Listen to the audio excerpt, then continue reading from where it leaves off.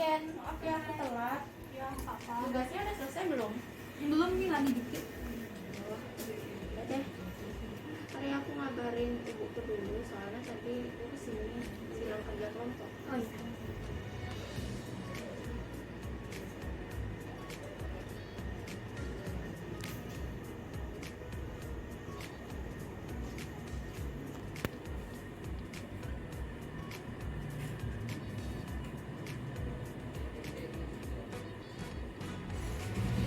Kamu kenapa sih? Kok kayaknya lemes banget? Iya nih. Aku bingung kok akhir-akhir ini aku gak konsen gitu kuliahnya. Kamu biasanya kuliahnya nge-zoom ya? Iya. Aku juga sih, cuma aku nggak pernah lemes kayak yang sekarang kamu lakuin gitu. Emang biasanya kamu makannya gimana? Aku lebih banyak, lumayan sih aku banyak makan. Tapi makannya tuh lebih sering nyemil sih. Biasanya kamu sebelum tidur tuh nyemil juga? Iya. Banyakan nyemilnya itu buah, sayur, atau ciki-ciki gitu? Lebih banyak ciki-ciki sama yang manis-manis juga sih. Menurutku sih itu penyebabnya. Berat badanmu naik nggak? Iya. Naik Akhirnya banyak? Aku juga sempat kayak gitu waktu liburan sekolah. Terus aku ke rumahnya teman aku, kebetulan dia buka praktek di sana. Dia tuh seorang ahli gizi gitu, jadi aku konseling gitu di sana. Nyampein keluhan aku, terus berat badan aku bilang naik. Terus akhirnya syukurnya sekarang aku bisa normal aja sih. Terus ngelakuin sesuatu tuh lebih fokus gitu. Apa kamu mau aku anterin ke sana? kok bisa ya? Bisa? Sekarang? Boleh? Yuk. Yuk. Nah, ini ya tempat prakteknya teman aku. Jadi nanti kamu di dalam tinggal ngobrol-ngobrol sama dia. Terus bilang deh keluhanmu apa, nanti pasti dikasih solusi kok. Kamu tinggal kasihin aja. Nanti aku tunggu di luar ya. Oke.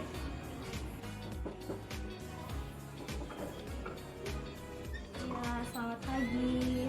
Ada yang bisa saya bantu? Kayak sini ingin konseling. Oh, mencari Ibu Eni. Ya, oh iya.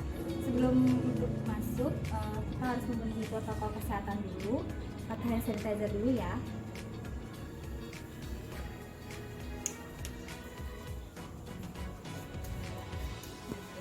Silakan masuk. Udah, adik kita duduk dulu untuk menunggu Ibu. Permisi Bu. Ya, bagaimana? Ada pasien yang ingin berkonsultasi. Apakah Ibu ada waktu? Oh iya, ada. Pasiennya sudah datang ya? Baik Bu, silakan. Terima kasih.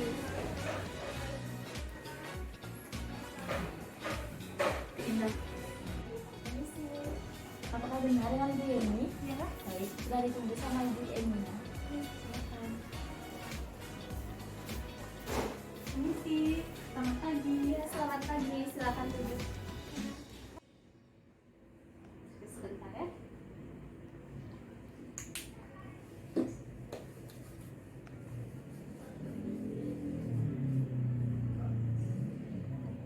Baik, sebelumnya perkenalkan nama saya Eni. Saya sebagai ahli gizi di sini.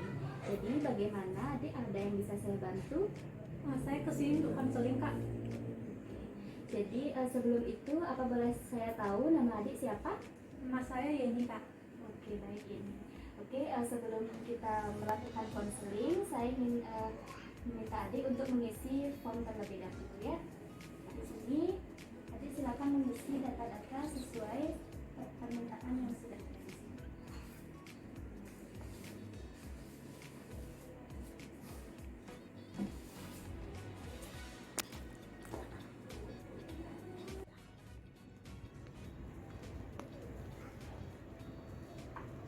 Sudah kan? Oke. Terima kasih ya. Ini ada. Nanti aku bisa sambil dibaca ya. Ya Kak. Baik, pertama-tama saya ingin bertanya kalau boleh tahu. Tadi kan adik mengatakan akan melakukan konseling ke sini kan? Kalau saya boleh tahu bagaimana, apakah adik sedang mengalami masalah atau mengalami keluhan? Iya benar Kak. Sejak pandemi ini kenaikan berat badan saya bertambah Kak. Nah, saya ingin menstabilkan dan kembalikan berat badan saya seperti dahulu lagi. Jadi saya ingin minta saran kepada Bapak bagaimana caranya saya untuk menstabilkan berat badan saya lagi seperti semula Kak. Jadi tujuan adik datang ke sini adalah untuk melakukan konseling. Adik ingin meminta jalan bagaimana supaya adik bisa menurunkan berat badan dan menstabilkan berat badan. Benar seperti itu ya? Ya benar Kak. Jadi sebelum itu saya akan melakukan analisa terlebih dahulu berdasarkan data yang sudah adik berikan tadi di form. Karena supaya kita bisa memberikan solusi atau langkah-langkah yang tepat bagaimana untuk penanganan dari keluhan adik tersebut, supaya nanti jelas apakah benar adik mengalami kelebihan berat badan atau sebenarnya berat badan adik masih normal, namun adik saja yang merasa berat badan adik terus bertambah. Karena belakangan ini memang banyak sih remaja-remaja yang datang ke sini karena dia merasa kepanikan yang berlebihan. Karena di masa pandemi ini kan mungkin mereka merasa jarang keluar rumah, jadi mereka merasa berat badannya naik padahal sebenarnya masih dalam batas normal. Jadi saya cek dulu ya datanya.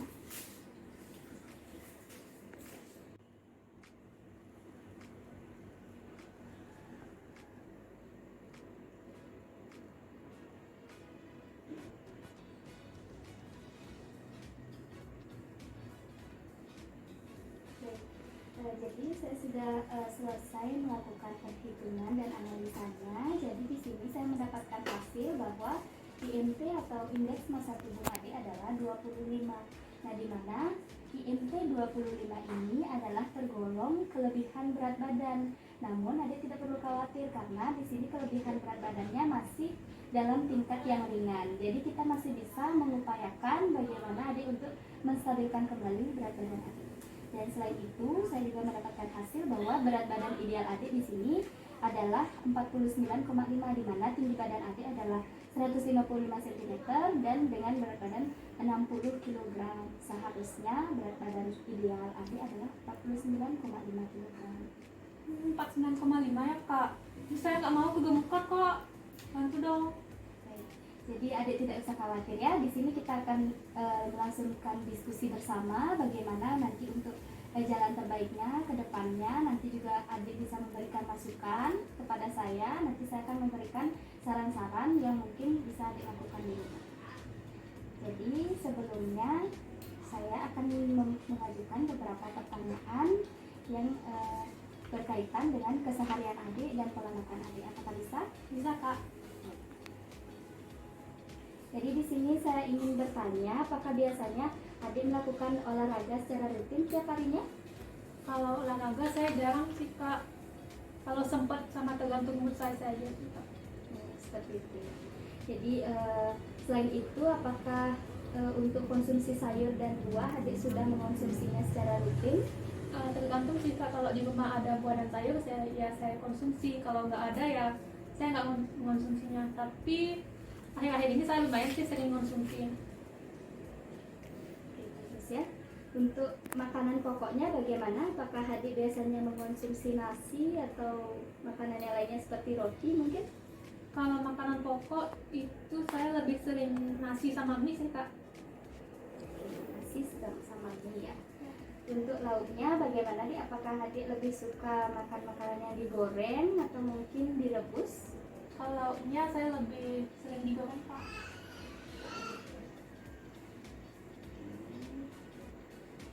Lalu untuk camilannya bagaimana? Untuk camilan mungkin sehari adik makan camilan berapa kali kalau boleh tahu? Kalau camilan sih biasanya saya berapa kali ya? Bisa berkali-kali sih Kak. Bahkan sesudah makan pun saya ngemil Kak. Sama tergantung juga ada tidaknya camilan di rumah saya Kak. Tapi akhir-akhir ini kayaknya saya lebih banyak ngemilnya ya. Baik. Mungkin untuk sekarang cukup sekian dulu pertanyaannya. Nanti bila saya ada pertanyaan saya akan tanyakan lagi sama dia. Baik, tadi saya sudah mendengar bagaimana keseharian adik, makannya atau aktivitasnya. Terima kasih sudah memberikan informasi kepada saya. Baik, untuk selanjutnya saya akan memberikan saran-saran yang mungkin bisa adik lakukan di rumah dalam keseharian adik. Apakah bisa? Yang bisa Kak. Ya, jadi di sini pertama-tama saya menyarankan untuk adik melakukan aktivitas fisiknya itu lebih sering lagi, karena tadi adik mengatakan adik jarang berolahraga karena ada kesibukan dan lain sebagainya kan. Mungkin di masa pandemi ini adik bisa melakukan olahraga, saya sarankan minimal 15 sampai 30 menit dalam satu hari. Nah, di sini saya juga menyarankan untuk adik mengonsumsi sayuran dan buah-buahan untuk lebih sering lagi. Setiap harinya mungkin adik bisa mengonsumsi sayuran buahan, itu bisa diganti-ganti. Mungkin sekarang adik makan buah apa atau sayur apa, besok juga bisa diganti dengan menu yang lain. Kemudian untuk selanjutnya saran saya untuk karbohidratnya, di sini makanan pokoknya ya. Tadi adik mengatakan adik mengonsumsi nasi dan juga mie, benar kan? Nah, saya menyarankan di sini kalau adik ingin menurunkan berat badan, adik bisa mengganti makanan pokoknya menggunakan sumber karbohidrat yang kompleks. Di sini adik bisa mengganti dengan makan jagung, mungkin umbi-umbian, atau mungkin berasnya bisa diganti dengan beras merah, dan juga bisa adik mengonsumsi oatmeal, karena sekarang kan remaja-remaja sekarang lagi tren ya makan oatmeal seperti itu, sangat bagus sekali. Kemudian untuk ngemilnya, nah camilannya ini saya sarankan adik untuk menurunkan frekuensinya. Nah, cemilan saya sarankan hanya 2 kali dalam sehari, karena pola makan gizi seimbang itu terdiri dari 5 kali makan, yaitu 3 kali makan utama dan 2 kali makan selingan. Jadi adik bisa mengonsumsi camilan di sela-sela makan utama, dan saya sarankan untuk mengonsumsi camilannya itu jaraknya jangan terlalu dekat dengan makanan utama. Jadi adik bisa mengonsumsi camilan sejam atau 2 jam setelah makan utama.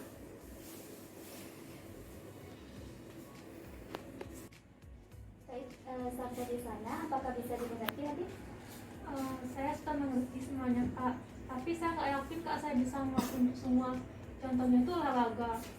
Akhir-akhir ini tugas kuliah saya itu numpuk banyak banget, jadi saya kayaknya nggak sempat olahraga Kak, sama nyemilnya juga Kak. Karena tugas kuliah yang numpuk banyak, saya jadi stres. Nah, karena stres itu saya jadi ngemil Kak. Nah, bagaimana kalau itu solusinya Kak? Jadi untuk olahraga itu karena adik memiliki kesibukan, kalau boleh tahu sekarang adik kuliahnya di rumah ya? Iya Pak. Baik, untuk olahraganya saran saya, karena adik memiliki aktivitas yang cukup padat setiap harinya, mengikuti perkuliahan dan juga mengerjakan tugas-tugas yang cukup banyak mungkin. Nah, di sini saya menyarankan untuk adik mencoba olahraga yang ringan terlebih dahulu. Misalnya adik bisa melakukan olahraga seperti sit up, push up, atau squat jump. Adik bisa melakukan olahraga ini karena tidak memerlukan waktu yang cukup banyak. Selain itu juga tempat yang diperlukan tidak terlalu luas, jadi adik bisa melakukannya di kamar ataupun di ruang tamu. Selain itu adik juga bisa melakukan aktivitas fisik lain, seperti misalnya melakukan pekerjaan rumah di sela-sela kuliah, mungkin bisa kalau ada jeda kuliah, atau mungkin sorenya setelah adik melakukan perkuliahan, sebelum adik mandi, sebelum mengerjakan tugas, adik bisa melakukan aktivitas rumah seperti mungkin mencuci piring, atau mungkin menyapu di halaman, atau mencuci baju mungkin. Itu sangat akan membantu untuk memenuhi kebutuhan aktivitas fisik kita dalam sehari. Bagaimana? Adik, apakah bisa dilakukan seperti itu? Baik Kak, saya akan usahakan mengikuti saran Kakak. Tapi Kak, sebenarnya saya masih bingung. Saya harus makannya tuh berapa banyak dalam sehari Kak? Dan lauknya itu kalau ayam aja boleh nggak Kak? Soalnya saya suka ayam sih. Jadi di sini adik suka makan ayam seperti itu ya. Jadi untuk pola makan terkait porsi, jenis makanan apa saja yang perlu dihindari, makanan apa saja yang sebaiknya dikonsumsi. Nah, di sini saya sangat menyarankan untuk adik bisa mencoba menerapkan pola makan dengan menggunakan pedoman isi piringku. Nah, sebelumnya apakah adik mungkin sudah tahu atau sudah pernah dengar tentang isi piringku? Isi piringku ya, kayaknya pernah dengar deh Kak, tapi nggak terlalu jelas banget. Jadi di sini saya mohon izin, saya akan menjelaskan sedikit tentang isi piringku. Apakah bisa? Baik, bisa Kak. Jadi di sini saya akan menjelaskan sedikit mengenai isi piringku. Isi piringku merupakan salah satu panduan makan sehat yang bisa digunakan sebagai acuan sajian makan dalam satu hari. Nah, isi piringku ini berisi panduan bagaimana penyajian makanan dalam satu piring di mana terdiri dari makanan pokok, lauk pauk, sayur-sayuran, dan buah-buahan yang bisa menjadi pedoman untuk menjaga berat badan tetap ideal dan sehat. Jadi sebelumnya saya ingin bertanya terlebih dahulu, apakah perlu saya jelaskan lebih detail lagi mengenai isi piringku? Ya perlu Kak. Saya akan coba menjelaskan lebih lengkap lagi mengenai isi piringku ya. Jadi isi piringku di sini seperti yang sudah saya bilang tadi adalah pedoman makan, di mana terdiri dari makanan pokok, lauk pauk, sayuran, dan juga buah-buahan. Nah, isi piringku ini berbeda untuk setiap umurnya. Jadi untuk anak-anak penggunaannya berbeda porsinya, untuk balita dan juga untuk orang dewasa berbeda. Nah, di sini kita akan menggunakan yang untuk orang dewasa berhubung umur adik sudah 19 tahun, ya.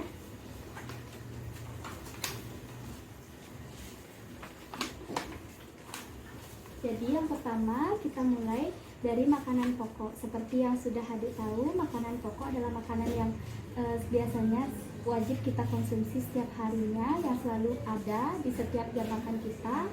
Nah, di sini ada jenis-jenisnya seperti yang sudah saya jelaskan tadi. Ada beras merah. Nah, di sini beras dan mie ini termasuk ke dalam karbohidrat sederhana. Nah, inilah yang memiliki kalori yang lebih tinggi. Sedangkan beras merah ada singkong, ubi-ubian, ada gandum, jagung, kentang, dan juga sagu adalah merupakan karbohidrat kompleks, di mana saya menyarankan tadi untuk adik mengonsumsi jenis karbohidrat kompleks agar kalorinya lebih rendah. Nah, untuk makanan sumber karbohidrat sendiri dalam isi piringku di sini hanya 2/3 dari setengah piring. Jadi setengah piring itu adik hanya memakan porsinya sebanyak 2/3 dari setengahnya. Apakah bisa diterima sampai sini? Bisa Kak. Kita lanjutkan. Untuk berikutnya ada lauk pauk. Lauk pauk di sini adalah merupakan sumber protein, di mana terbagi menjadi protein hewani dan protein nabati. Protein hewani adalah berasal dari bahan-bahan yang berasal dari hewan, sedangkan protein nabati adalah berasal dari tumbuh-tumbuhan. Nah, di sini protein hewani ada contohnya, ada ikan laut, ada udang juga, kemudian ada daging sapi, ada telur, kemudian ada ayam, seperti yang adik tadi bilang, adik suka makan ayam kan? Nah, di sini selain itu juga olahannya termasuk protein hewani seperti misalnya keju, susu, dan lain sebagainya. Kemudian di sini ada protein nabati seperti tempe, tahu, kacang-kacangan ya seperti kacang kedelai, pokoknya segala jenis kacang-kacangan termasuk ke dalam protein nabati. Nah, di sini apakah adik mungkin suka mengonsumsi tempe atau tahu? Suka Kak. Bagus kalau begitu ya. Nah, di sini tadi kan adik bertanya apakah boleh saya setiap hari makan ayam saja, kan seperti itu. Sebenarnya tidak masalah kalau adik mengonsumsi ayam saja setiap harinya, namun saya menyarankan agar adik mengonsumsi secara seimbang, protein hewani supaya ada dan protein nabatinya juga supaya ada, supaya ada keseimbangan antara konsumsi kedua protein ini, seperti itu ya. Untuk protein itu sendiri di sini porsinya hanya 1/3 dari setengah piring. Jadi ini setengah piringnya, yang tadi 2/3-nya kita pergunakan untuk makanan pokok, sisanya 1/3-nya kita pergunakan untuk lauk pauknya. Kita lanjutkan. Kemudian di sini ada buah-buahan. Nah, buah-buahan di sini adalah sumber vitamin dan mineral, di mana vitamin dan mineral ini sangat penting dibutuhkan untuk tubuh kita, meskipun dia bukan termasuk zat gizi makro ya, tapi di sini sangat penting terutama untuk imunitas. Apalagi di masa pandemi ini kan kita harus banyak mengonsumsi vitamin dan mineral. Salah satunya adalah sumbernya adalah buah. Nah, di sini saya mau tanya nih, buah favorit adik mungkin ada salah satunya di antara di sini? Semangka. Ada ya di sini. Jadi semangka bagus sudah. Nah, samping itu saya sarankan untuk memvariasikan dalam mengonsumsinya. Mungkin hari ini adik bisa konsumsi semangka, besok adik bisa konsumsi mangga, pepaya ataupun buah yang lain. Nah, untuk buah-buahan itu sendiri porsinya di sini sama seperti lauk pauk. Kita hanya menggunakan 1/3 dari setengah piringnya. Ya, apakah bisa sampai dimengerti? Bisa Kak. Selanjutnya di sini kita ada sayur-sayuran. Nah, di sini sayur-sayuran juga merupakan sumber vitamin dan mineral ya, sama. Jadi untuk porsi makannya di sini sama seperti makanan pokok, hanya menggunakan 2/3 dari setengah piringnya. Jadi apakah bisa diingat tadi ya, untuk lauk pauk itu porsinya, pembagian porsinya sama dengan buah-buahan, yaitu sepertiga. Untuk makanan pokoknya sama dengan sayuran, menggunakan 2/3 dari setengah piringnya. Nah, ini bisa dilihat contoh-contoh sayurannya, ada terong, ketimun, ada air ya. Mungkin adik suka apa makan sayurnya biasanya? Wortel. Oke, bagus ya, bagus, wortel sangat bagus, vitamin A-nya sangat tinggi di sana. Berikutnya, nah isi piringku ini juga dilengkapi dengan saran, yaitu melakukan aktivitas fisik setiap harinya. Selain kita harus memperhatikan pola makan yang baik menggunakan pedoman isi piringku, dalam pedoman ini juga sangat menyarankan kita untuk melakukan aktivitas fisik. Nah, di sini seperti yang sudah saya katakan tadi, melakukan aktivitas fisik itu minimal 15-30 menit dalam sehari. Nah, jenis-jenisnya itu ada aktivitas fisik ringan seperti yang sudah saya jelaskan sebelumnya, bisa melakukan pekerjaan rumah seperti misalnya membaca, menulis juga bisa termasuk aktivitas fisik. Kemudian aktivitas sedangnya seperti misalnya mencuci pakaian, kemudian membersihkan rumah dan lain sebagainya ya. Dan kita lanjutkan. Nah, ini adalah salah satu hal yang paling sering diabaikan oleh anak-anak remaja ya zaman sekarang, karena saking banyaknya minuman-minuman yang lagi tren yang beredar sekarang, seperti apalah itu ya, banyak ya minum-minuman teh yang dari luar, mungkin ya kreasi-kreasinya kan banyak sekali untuk sekarang, itu sangat bagus, tapi terkadang kita mengabaikan untuk minum air putih. Nah, di sini saya ingin bertanya dulu, adik biasanya minum air putih sehari berapa kali atau berapa gelas mungkin? Mungkin saya minumnya tuh kayak setelah makan aja kak. Berarti rata-rata kalau dihitung setelah makan, adik hanya minum perharinya mungkin 3 gelas saja ya? Kira-kira seperti Nah, jadi di sini pedoman isi piringku juga menyarankan kita untuk minum 8 gelas sehari. Nah, ini adalah yang sangat dianjurkan karena sudah berdasarkan standar kebutuhan tubuh kita. Jadi kalau misalnya kita hanya minum setelah makan saja, kita baru minum 3 gelas saja per hari. Berarti kita belum memenuhi untuk kebutuhan cairan dalam sehari.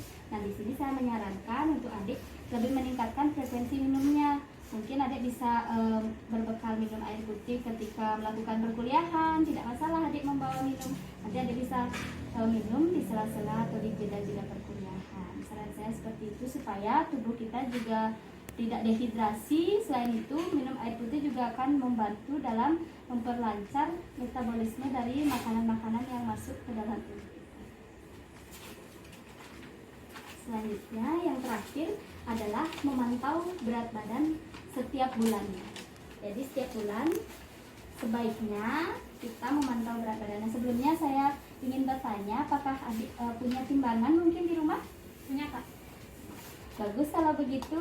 Jadi bagus, sangat bagus sekali kalau adik sudah punya timbangan. Jadi adik tidak perlu mungkin datang ke puskesmas atau kemana untuk menimbang berat badan. Adik bisa melakukannya sendiri di rumah. Jadi kita bisa melakukan pemantauan berat badan. Tujuannya di sini adalah untuk menyeimbangkan, kita menjaga berat badan supaya tetap stabil. Adik bisa melakukannya setiap bulan. Nah, kalau adik merasa berat badan adik mungkin naik di bulan berikutnya, adik bisa mengkoreksi kembali mungkin apa yang menjadi hambatan atau kesalahan yang mungkin kita lupakan dalam melakukan pedoman-pedoman makan yang sehat seperti itu. Baik, mungkin sekian dulu penjelasan saya. Apakah bisa dimengerti?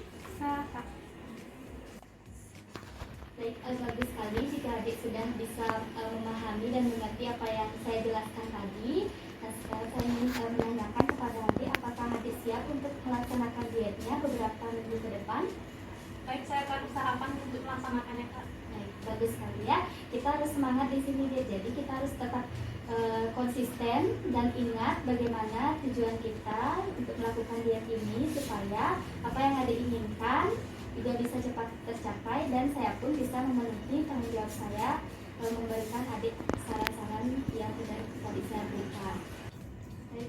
Mengenai tentang isi piringku, untuk lebih jelasnya nanti supaya adik mendapatkan gambaran yang lebih jelas, nanti saya akan berkoordinasi dengan tim saya agar bisa dibuatkan contoh menunya. Nah, nanti adik bisa melihat secara nyata bagaimana sih isi piringku itu, apa saja yang harus saya makan, supaya adik mendapatkan gambaran dalam sehari adik perlu makan apa saja, bagaimana porsi makanan pokoknya, bagaimana porsi lauk pauknya, sayuran, dan juga buah-buahannya. Nah, untuk itu saya harapkan besok adik bisa datang ke sini lagi, mungkin sekitar jam 9 pagi saya tidur ya. Baik Kak, besok saya akan kembali lagi ke sini. Namun sebelumnya saya ingin minta nomor HP. Ya, ya.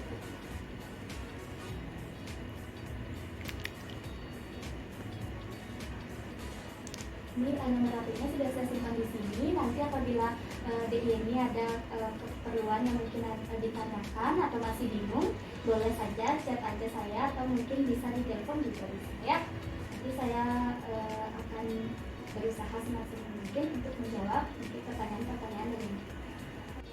Baik Kak, terima kasih untuk konseling hari ini. Sekarang saya permisi pamit dulu Kak. Terima kasih Kak. Ya, sama-sama. Hati-hati ya. Ya. Tadi udah banyak sih dikasih saran sama konselornya, misalnya bagaimana makan sehari sama aktivitas fisik juga dikasih tahu. Dan besok juga disuruh sini lagi untuk mengetahui bagaimana menu yang pas untuk Waktu itu juga pun gitu sih, mungkin besok kamu bakalan dilihatin siapa-siapa mana isi piring itu yang bakal makan sih setiap harinya. Terus sebulan kemudian kamu juga bakal disuruh konseling lagi untuk mengetahui perubahan apa saja sih yang terjadi, misalnya berat badanmu mau nggak normal, kayak gitu doang sih. Jadi semoga berhasil ya. ya, makasih ya.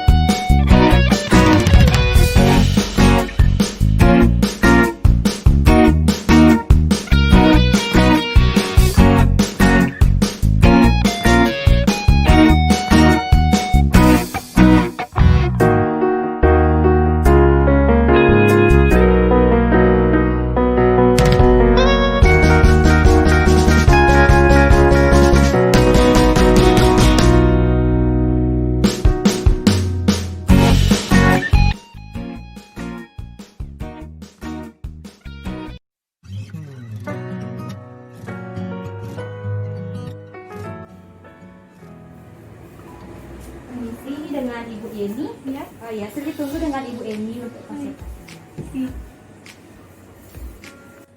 Misi, selamat Pagi. pagi. Ya, silakan duduk, selamat pagi. Kasih. Silakan digunakan hand sanitizer-nya dulu ya. Ya.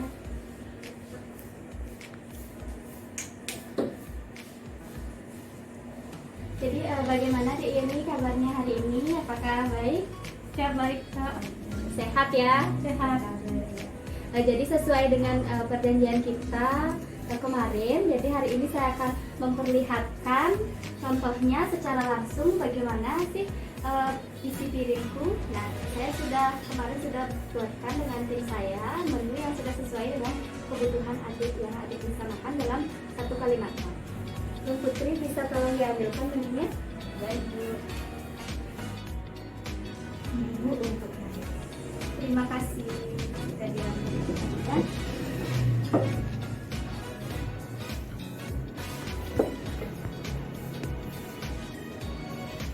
Jadi ini dia contoh makanannya yang secara nyata kami sudah buatkan contoh makanan menu sehari yang berpedoman pada isi piringku. Baik Cik Yeni, seperti yang sudah saya katakan kemarin, ini dia contoh menu dalam satu piring yang berpedoman pada prinsip isi piringku. Nah, di sini kami sudah memasak sesuai dengan kebutuhan energi atau kebutuhan gizi yang ini perlukan dalam satu kali makan. Nah, di sini berdasarkan pedoman isi piringku sudah sesuai di sini ya, setengah dari piring ini 2/3-nya adalah makanan pokok. Di sini saya berikan contoh nasi karena ini kita masih permulaan untuk dietnya, jadi mungkin untuk minggu depan atau mungkin beberapa hari ke depan adik sudah bisa menggantinya menggunakan beras merah dan lain sebagainya, mungkin tergantung pilihan adik apa yang adik suka, seperti itu ya. Kemudian untuk selanjutnya 2/3-nya lagi adalah sayuran. Nah, di sini saya berikan contoh tumis kangkung. Nah, bisa dilihat untuk porsinya begini ya, 2/3-nya. Kemudian selanjutnya adalah sumber proteinnya. Di sini kita menggunakan 1/3 dari setengah piring ya. Nah, di sini untuk sumber protein hewaninya kami menggunakan telur rebus. Kemudian untuk sumber protein nabatinya kami menggunakan tempe goreng. Nah, di sini saya menyeimbangkan antara masakan yang digoreng dengan supaya ada juga yang direbus supaya minyaknya di sini tidak terlalu banyak sehingga kita bisa mengurangi lemak seperti itu ya. Kemudian tidak lupa juga 1/3-nya lagi dari lauk pauk sama ya porsinya itu ada buah. Nah, di sini kami memilih untuk buah pepaya. Dan tidak lupa juga untuk pedoman isi piringku ada air 1 gelas ya, ini wajib ya. Dan saya sarankan apabila mengonsumsi makanan pokok, saya sarankan untuk tidak mengonsumsi minuman yang mengandung kafein seperti misalnya teh atau kopi. Saya sarankan lebih baik adik mengonsumsi air putih supaya kebutuhan air putihnya juga terpenuhi dalam satu harinya. Bagaimana kira-kira setelah melihat menu ini, apakah sudah jelas mengenai isi piringku? Sudah ada gambaran? Siap, saya sudah ada gambaran sekarang Kak. Berarti untuk berikutnya adik bisa memasak makanan sendiri ya di rumah seperti ini contohnya. Bisa? Sarah. Bagus kalau begitu ya. Ibu Putri bisa dibawa kembali makanannya. Terima kasih ya. Baik, itu tadi sudah saya jelaskan mengenai isi piringku dan sudah saya berikan contoh yang nyata juga bagaimana, apakah bisa dimengerti deh ini atau mungkin ada yang bisa ditanyakan lagi? Saya sudah mengerti Kak. Bagus ya kalau begitu, berarti untuk beberapa hari ke depan dan minggu-minggu berikutnya adik bisa mencoba menu berdasarkan pedoman isi piringku. Adik bisa memasak sendiri ataupun kalau misalnya adik tidak sempat, adik juga bisa membeli di luar makanan yang sudah jadi, namun untuk porsinya saya sarankan untuk tetap berpedoman pada isi piringku tadi ya. Baiklah, kalau begitu saya harapkan sebulan berikutnya adik bisa datang ke sini lagi supaya kita bisa sharing, supaya kita bisa mengetahui apakah ada perubahan atau perkembangan setelah adik melakukan diet yang sudah kita sepakati bersama. Seperti itu ya adik ya. Baik Kak, sebentar lagi saya akan datang ke sini dan saya harap saran-saran kakak bisa bermanfaat di saya dan saya bisa melaksanakan semuanya kak. Iya, Baik, Kak. semoga apa yang kita harapkan bersama bisa cepat adik capai juga. Dengan ketentuan adik harus tetap semangat untuk menjalankan diet ini dan harus tetap konsisten. Jangan lupa untuk kiat-kiatnya dan yang terpenting juga doanya ya. Ya baik kak, kalau gitu saya sekarang izin mau pulang kak. Baik. Kasih kak. Ya, sama-sama. Hati-hati ya. Ya. Semenjak hari itu, Yeni pun mulai berusaha menerapkan pola makan gizi seimbang dengan berpedoman pada isi piringku. Ia mulai mengganti jenis makanannya menjadi makanan yang lebih sehat, makan lebih teratur, minum air cukup, dan berolahraga teratur. Sebulan kemudian, Yeni kembali menemui ahli gizi untuk melakukan evaluasi diet yang telah dijalaninya. Selama menjalani pola makan dengan berpedoman pada isi piringku, Yeni mulai merasakan perubahan pada dirinya. Ia merasa lebih sehat dan bugar, lebih bersemangat dalam beraktivitas, dan berat badannya pun mulai mendekati berat badan ideal. Yeni merasa sangat senang karena dapat mengubah pola makan dan perilaku hidup yang lebih sehat meskipun di tengah-tengah masa pandemi.